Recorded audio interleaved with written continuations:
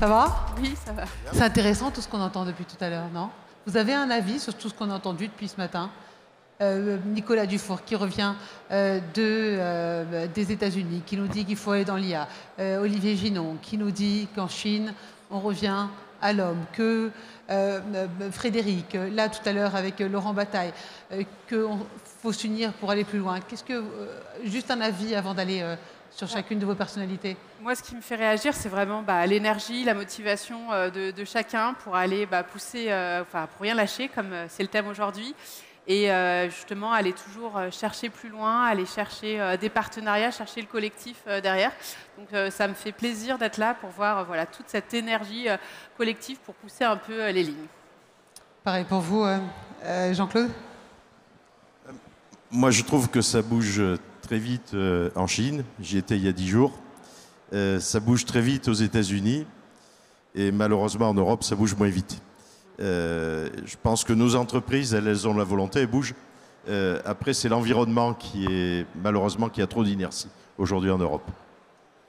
Alors, vous êtes totalement différents. Alexandra, vous êtes présidente directrice générale de Serfim. On dit un mot sur Serfim pour recadrer? Serfim, en deux mots, c'est une entreprise de taille intermédiaire de 3000 personnes.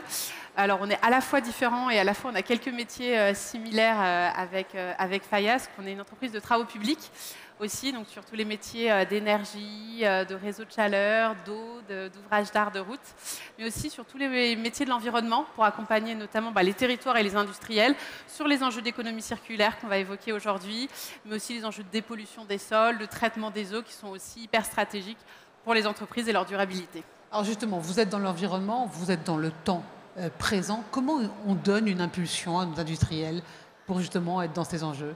L'idée pour moi, c'est cet enjeu de travailler, l'importance, en tout cas de travailler ces enjeux environnementaux. On accompagne les industriels en étant innovants, en trouvant des solutions, évidemment en cherchant à les convaincre que c'est travailler leur durabilité, leur pérennité. Et ça me parle en tant qu'entreprise indépendante, familiale, cette notion de temps long aussi. Et puis on travaille aussi finalement le ramener à l'humain. Parce que quand on parle de climat, d'environnement, c'est finalement vraiment l'habitabilité de la planète dont on parle et d'essayer d'embarquer sur l'ensemble des limites planétaires, pas que le climat, l'eau, les ressources, la biodiversité.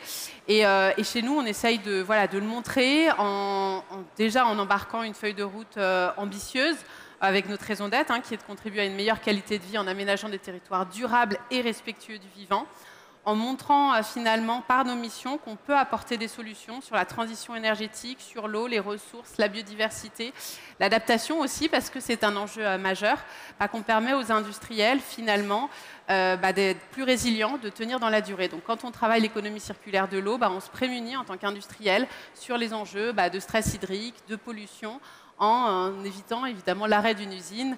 Aujourd'hui, ce n'est pas du tout compétitif, par exemple, sur l'eau, de traiter l'eau en économie circulaire. Mais quand on le compare au prix d'un arrêt d'une usine, tout de suite, ça devient beaucoup plus intéressant pour un industriel de réfléchir à ces questions. Alors justement, vous êtes pionnière dans tout ce qui est décarbonation. Et vous partez du principe qu'il faut, pour justement éviter les risques d'approvisionnement, réduire la dépendance, c'est ça? Alors oui, moi je pars vraiment de cette idée-là. De toute façon, on sait, on a un contexte géopolitique. Alors moi j'ai moins un prisme aussi international que vous pourrez le commenter. Mais de toute façon, je pense que toutes les solutions qu'on peut mettre en place pour essayer de se protéger finalement, de préparer, en tout cas d'anticiper un maximum les risques globaux est utile. En tout cas en termes de décarbonation, en termes d'économie circulaire aussi.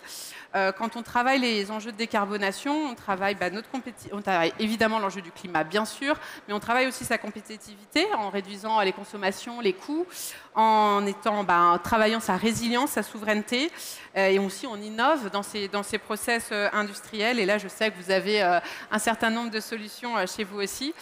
Donc ce qu'on a mis en place très concrètement là-dessus, par exemple, on a une des branches d'activité sur le recyclage, sur l'économie circulaire, qui est quand même plutôt consommateur d'énergie.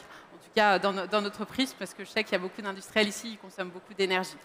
On a beaucoup électrifié les usages pour justement aller dans cette logique de décarbonation. Et on a aussi vu qu'il y avait une certaine volatilité des prix de l'énergie qui sont assez conséquents. Et on a du coup développé des solutions avec nos propres centrales photovoltaïques, des nouveaux modèles économiques que sont les fameux Power Purchase Agreement pour aller avoir des prix de l'électricité qui sont dans la durée plus pérennes et plus fiables, ce qui fait vraiment écho à notre notion de longévité. Et on peut vraiment retrouver toute cette même logique sur la notion d'économie circulaire. Vous le disiez, hein, l'économie circulaire, c'est travailler l'enjeu de ressources. Et du coup, là, on travaille vraiment ces sujets de rupture, enfin, ce risque, on se prémunit d'un risque de rupture d'approvisionnement en travaillant, voilà, en étant plus local, en travaillant sur ses déchets, en étant beaucoup plus dans une logique vertueuse. Et on s'évite évidemment les enjeux de raréfaction ou de prix. Et c'est pour ça que notre souhait, c'est vraiment d'être dans une logique partenariale avec les industriels. Et évidemment, notamment, un de nos beaux partenariats, c'est avec l'entreprise Vicat, pour vraiment aller trouver les solutions pour valoriser ces matières, être toujours plus innovant, éviter l'enfouissement des ressources, qui est un des enjeux majeurs, et ce qui est cohérent en fait pour les industriels, là encore, dans cette logique de durabilité.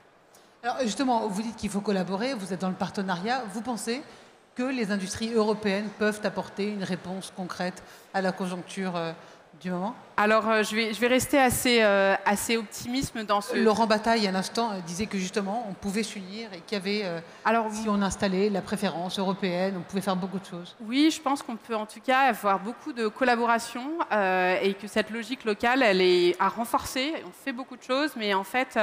on ne se rend pas assez compte de ces besoins-là. De toute façon, dans cette logique de réduire son impact, il faut forcément travailler de manière collective. Moi, en tout cas, ça me parle beaucoup, cet enjeu de collaboration, parce que déjà, de toute façon, tout seul, on ne va pas avoir beaucoup d'impact. Hein. C'est super d'être vertueux, mais si on le fait tout seul, ça n'a pas beaucoup d'intérêt. Ça nous permet de sortir de ce triangle de l'inaction, on se regarde tous un peu et on n'avance pas. Et puis voilà, cette logique de collaborer au niveau d'un territoire de manière plus locale, pour moi, ça me parle et ça permet justement, je parlais rapidement de Vicat, on est aussi sur une entreprise locale qui va vraiment, enfin locale et très internationale, mais présente localement et qui va vraiment chercher à trouver des solutions pour la décarbonation dans une logique de durabilité, dans une logique aussi d'entreprise familiale.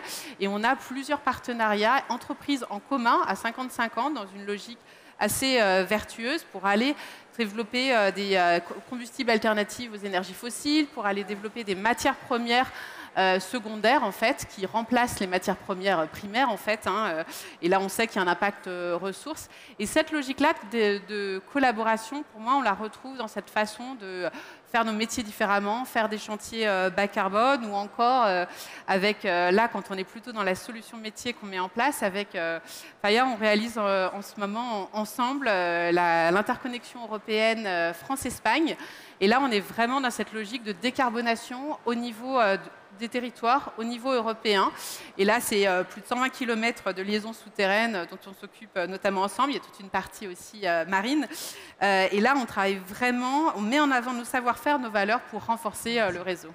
Merci Alexandra. Alors, Jean-Claude, quand on entend, toute proportion gardée évidemment, une entreprise comme celle d'Alexandra qui croit justement au local, au territoire, à se dynamiser.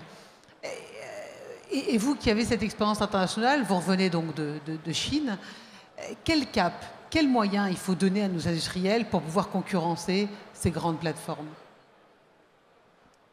Je crois qu'il faut leur donner la liberté d'agir. Si vous voulez, si on prend justement sur la décarbonation, moi ce que j'ai pu constater, si je regarde les trois grands blocs, États-Unis, Chine et Europe, comme tout le monde le sait, la Chine n'est pas tout à fait un pays démocratique. Donc à un moment, il y a eu une imposition aux consommateurs, par exemple, d'acheter des voitures électriques. Donc il y a eu une imposition sur la décarbonation en Chine, qui n'était pas forcément un credo sur faire moins de carbone, mais c'était, je pense, un credo pour aussi pénétrer l'industrie automobile qu'ils n'auraient pas réussi à pénétrer avec les moteurs thermiques. Ça a été leur choix, ils ont pris beaucoup d'avance. Ils ont fait la même chose sur la digitalisation. Si je regarde les États-Unis, qui est un pays démocratique, il l'est encore. Ils ont une politique de l'offre. C'est-à-dire qu'à un moment, et ça c'est justement, c'est pas Trump, ça a commencé sous Obama, et c'est Biden qui a, si vous vous rappelez, mis en place l'IRA et le CHIPS Act, qui a amené une industrialisation forte aux États-Unis, avec une multiplication, si on regarde par exemple les bâtiments industriels, les bâtiments qui sont construits aujourd'hui, c'est, si ma mémoire est bonne, 3,5 fois ce qui était construit en 2019. Donc c'est spectaculaire. En Europe, on a voulu faire, comme souvent, quelque chose d'intermédiaire.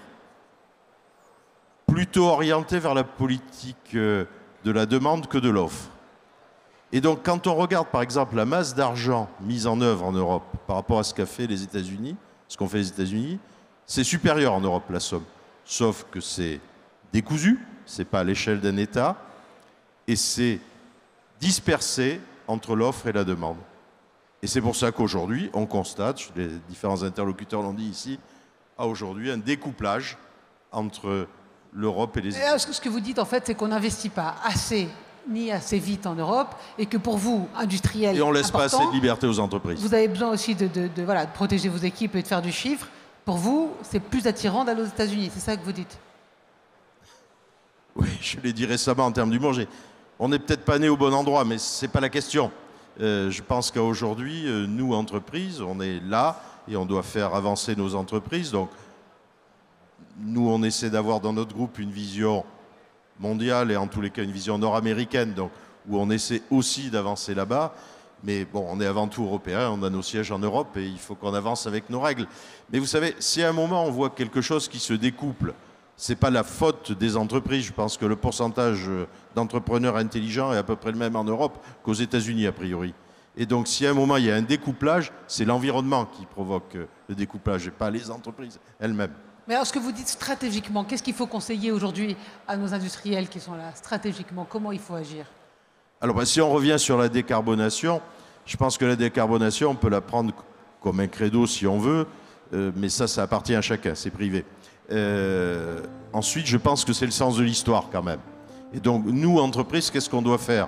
C'est se donner les moyens d'avancer là-dessus pour être peut-être plus créatif, porteur de plus de solutions, et dans un souci économique de l'entreprise, parce qu'une entreprise, elle est là pour gagner de l'argent. Donc à un moment, il faut... Vous dites on lâche rien. Quand vous dites on lâche rien, ça veut dire quoi? Ça veut dire il faut quand même regarder ce qui se passe autour de nous et puis Bien accélérer tout ça? Bien sûr. Ben, vous savez, alors, je me rappelle, dans les métiers que je connais, qui sont nos métiers, pendant des années, on allait voir aux États-Unis pour voir les innovations. Depuis le milieu, allez, on va dire fin des années 90, l'innovation était en Europe. Aujourd'hui, l'innovation, elle est en Chine. C'est là qu'il faut aller voir, enfin, dans nos métiers. Et donc, il faut que nous, entreprises, on soit dynamiques par rapport à ça. Y compris, pourquoi pas qu'on aille innover là-bas, c'est ce que nous, on fait. C'est-à-dire qu'on a aujourd'hui une partie technique en Chine et en Inde. Donc, vous innovez en Chine, vous investissez aux États-Unis. Vous croyez quand même en l'Europe ou pas? Oui. Ah. Oui, parce que je suis européen, puis je crois en la France aussi. Très bien. Merci beaucoup, Jean-Claude. Merci, Alexandra. On peut les applaudir. Je sais, j'ai volé un peu de temps, mais... ça valait le coup. Merci beaucoup.